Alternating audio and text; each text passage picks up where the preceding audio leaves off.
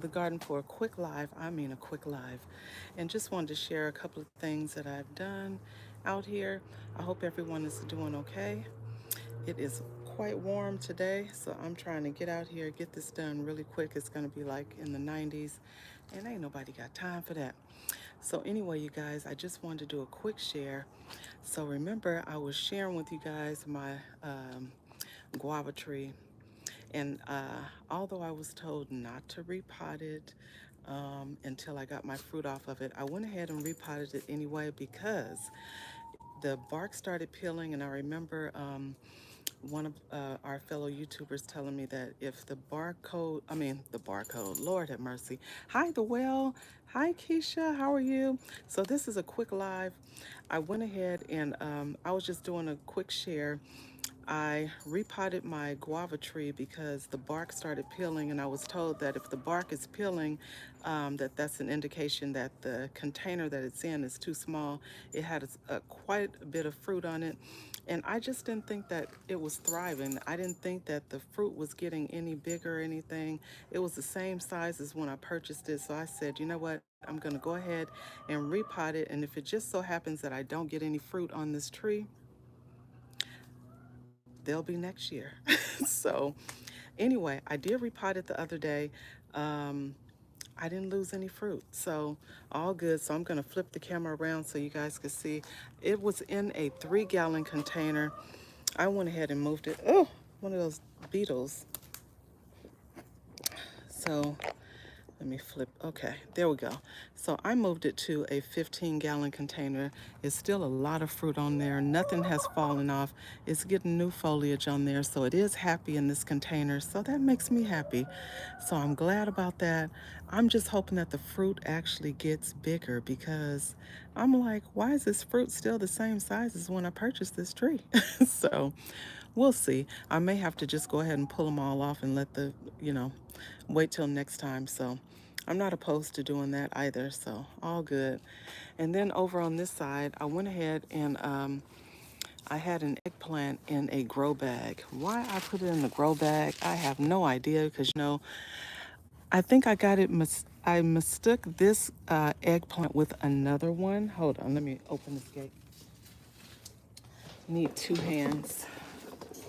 This one is a black beauty, and I think I mistook the other one for a Japanese long. Now, the Japanese long, I can go ahead and put that in a smaller grow bag and it'll do just fine. However, the black beauty needs some room so that it can do its thing. And so I had to go ahead and move it out of that grow bag. I think I had it in a 5-gallon, and so now this one is a 7-gallon container. I have this thing so it's not turning properly, but um, there we go.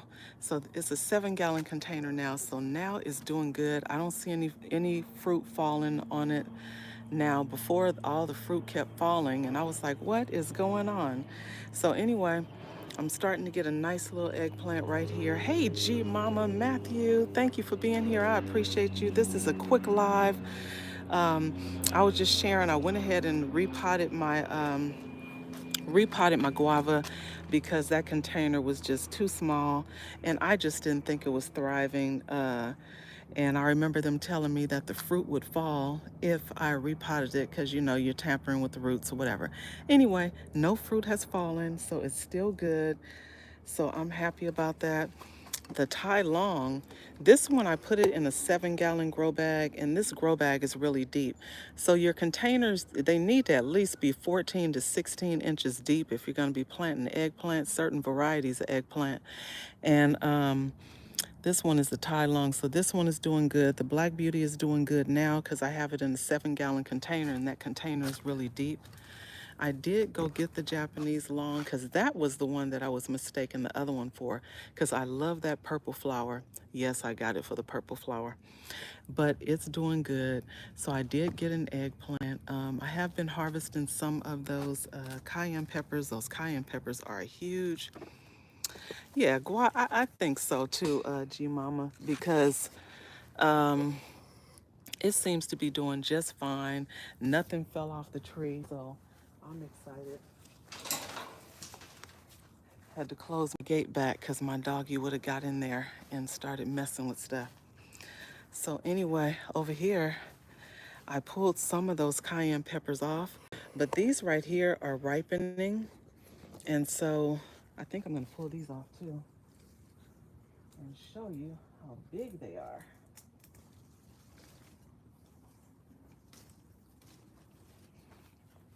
These jokers are huge. You guys see these? These are cayenne peppers. So they are bigger than my hand, and my hands are big. These jokers are big. So your eggplants are small containers, and the fruit are. And see, yeah, you need a larger container. I kept wondering why mine were falling off, and I was like, what is going on? So once I changed the container, now I actually see fruit starting to come on and no flowers falling. So, and then over here, these are just my foul ups, and of course, I want you guys to be successful. So, I'm going to share my foul ups with you guys as well. So, over here, yeah, these cayenne peppers are huge. I have a couple more on the counter. These are the ones that I use for my, hey, Kuya, what's going on? These are the ones that I use for my red pepper chili flakes. Hey, Tamika, I'm turning this tripod around some so I could tilt it. But over in this raised bed, remember I had took that acorn squash and I put it in a grow bag. And yeah, the collard trees are ridiculous. You see that? I've been having to stake these things up, so I did find some wood stakes around my yard, and I was like, thank God. I mean, they're so top heavy that they started leaning. My daughter came over and harvested some greens from those trees the other day, and I'm telling you, these jokers are, they are getting so big. And you guys remember how small they were when I got them. So, but anyway, the acorn squash over here, I had it in a 5-gallon grow bag. I don't know what possessed me to do that, but I went ahead and took it out. Hey, growing what I eat. Thank you for being here. I appreciate you. Went ahead and put it in this raised bed here. So it's in there with my tomatoes, and this is like some perfect companion planting right here, because you know, they're both a part of the nightshade family, the squash and the tomato. The basil detours certain pests and bring in certain beneficial insects that eat the pests that affect your tomatoes. Also cilantro. So I put cilantro in the back for the same reason. So I have a couple of cilantro plants in there as well. So they're all working together for the good. So anyway, I have that going, and all the pollinators are over here, so that's going to help my squash plant. I have this is an African blue basil, so they love those blooms. You see, I don't know if you guys can see all those bees flying around, but it's about 20 bees just right there in that area. And so with that squash plant being there, that's going to be awesome because the pollination will be fantastic. I won't have to come out here hand pollinating and all that good stuff. So that's the only thing that bugs me about squash sometimes. Sometimes I have issues with the pollination, but with me planting it right there, it should be just fine.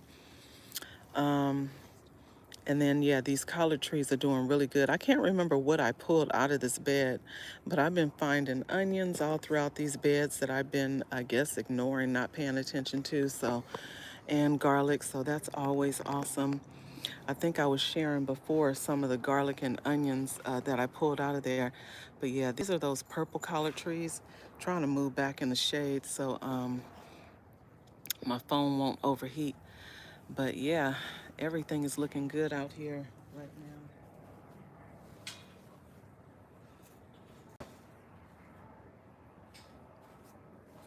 I had to close my gate back so my doggy won't get in there. If there's anyone here who wants to drop your channel link, just type KAY and it'll drop your channel link.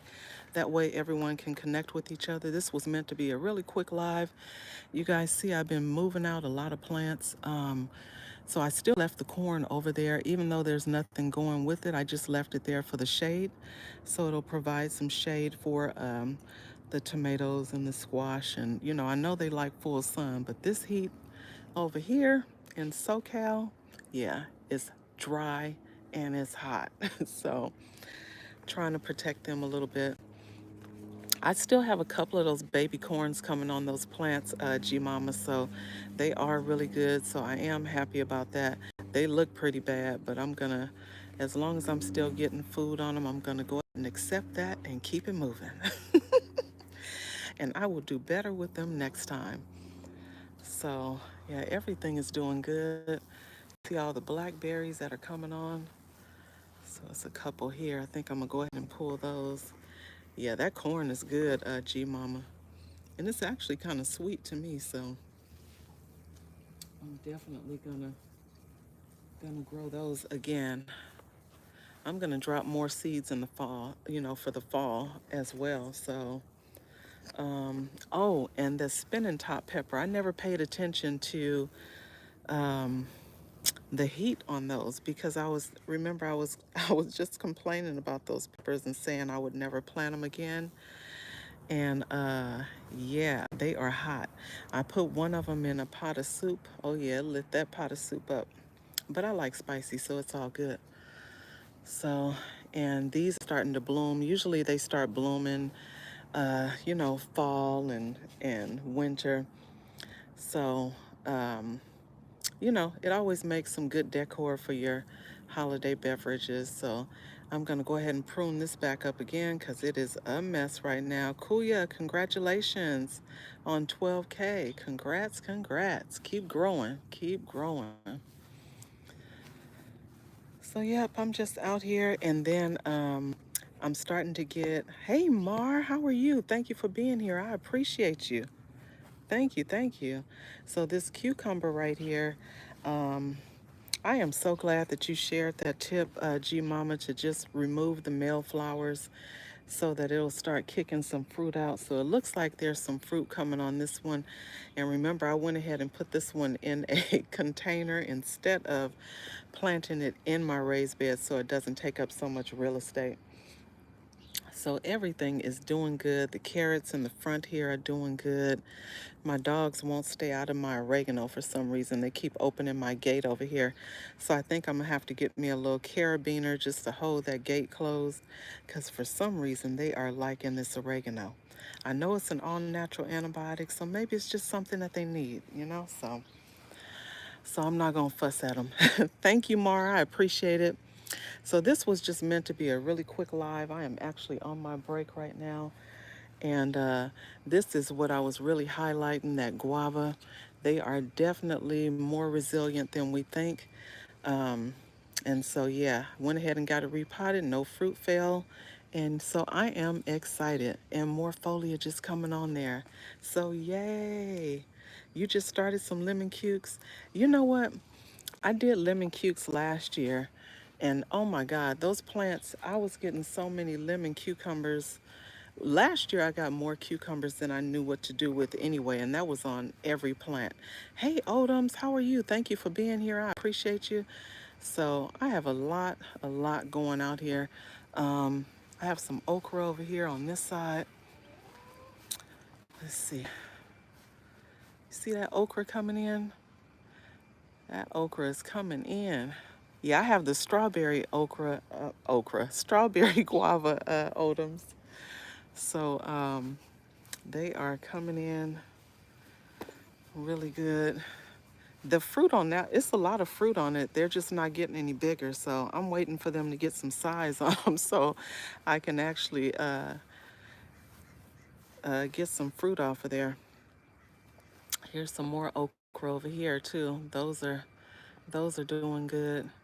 I'm getting okra on those as well. So yep, I pulled some off yesterday and I was actually able to put some in my vegetable soup. I'm the only one in my household that eats okra. So even if I only got a few here and there, it would be fantastic because I'm the only one that eats them. And a lot of the times I'll come out here in the garden and I'll just pull them off and eat them raw. So they are absolutely amazing when they're raw. They're not, I know people complain about the slime with okra, but it really is not slimy when you're eating them raw. Your okra over 6 feet tall, oh my God. You must have yours in the ground, huh? That is awesome. Your boys love it? Yeah, nobody in my family likes okra. You see how big those bell peppers are? And this was from an overwintered plant from last year. So I'm going to be pulling those off as well.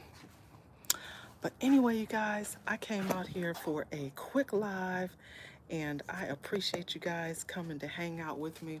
So I'm going to go ahead and end it here and get my butt back in there and get to work. Thank you all for being here. But by the way, you guys like my apron? You like my apron?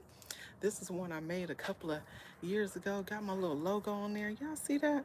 These are seed packets. So I actually made this apron and I absolutely love it. But anyway, you guys, thank you guys for being here. I appreciate you. I will see you guys all again in the garden next time. Bye, everyone.